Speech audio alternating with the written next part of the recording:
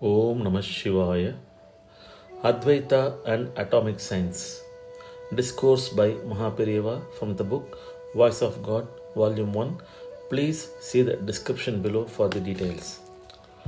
So long as there is human life, there will be desire, sorrow, fear, and enmity.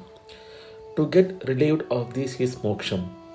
It is only by experiencing Advaitha that one can get relieved of attachment, sorrow, fear, and enmity and enjoy the bliss of moksham here itself.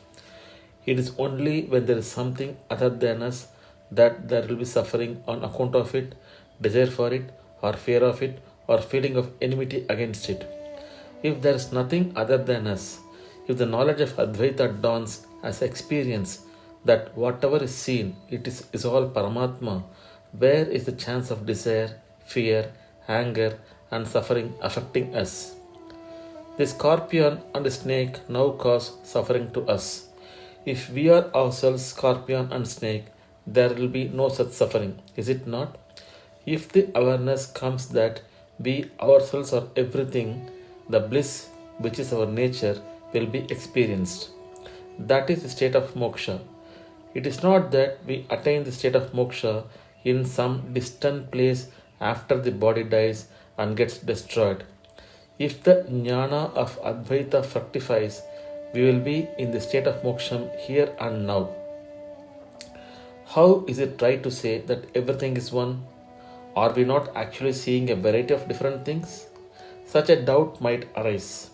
Either what we actually see must be the truth, or what the Vedanta says and the Advaitic state experienced by the Jnanis must be the truth. Whatever is real must give unchanging peace, bliss, and contentment. In our practical life, this peace, bliss, and contentment are absent. This experience is found only in Advaita, which the Vedanta speaks of. It's only the Jnanis who experience this state who are not afflicted by suffering and mental agitation that affects other people, but are always in a state of bliss and contentment. Does this not show that Advaita, which says that everything is one, is the truth? We see so many things in our dreams. What happens to all that when we wake up? Only the person who dreamt remains. Similarly, this world is also a dream. When we get cured of illusion and wake up to a state of jnana, we can experience that Paramatma alone remains. Modern science has clearly accepted that although objects of the world appear as many, it is one basic thing alone that has become many. About 50 years back, science held the view that all things are made up of 72 elements. It was also the view that each of these elements was different from the other. But now, with the growth of knowledge about atoms, scientists have established that even the elements are not different from each other but are the manifestation of the same energy. Modern science says that matter and energy are not different. Therefore, science also expounds the truth of Advaita.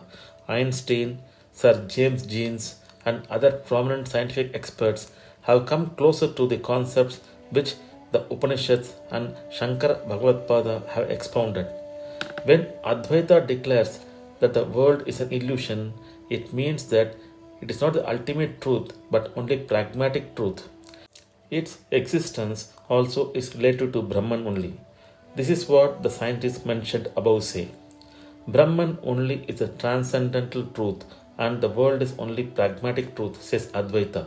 This is what the scientists mean by saying that the world is related to something else and is not the absolute truth. What is sad is that the scientists who discovered that matter and energy are same have used that knowledge to make atom bombs. This disaster is the result of science having limited its knowledge of the Advaita of worldly matter at the intellectual level.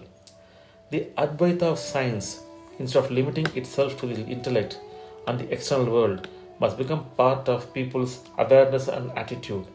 If, through science, the jnana that all life is same is attained, then modern science, far from harming life, will have ensured its great well-being.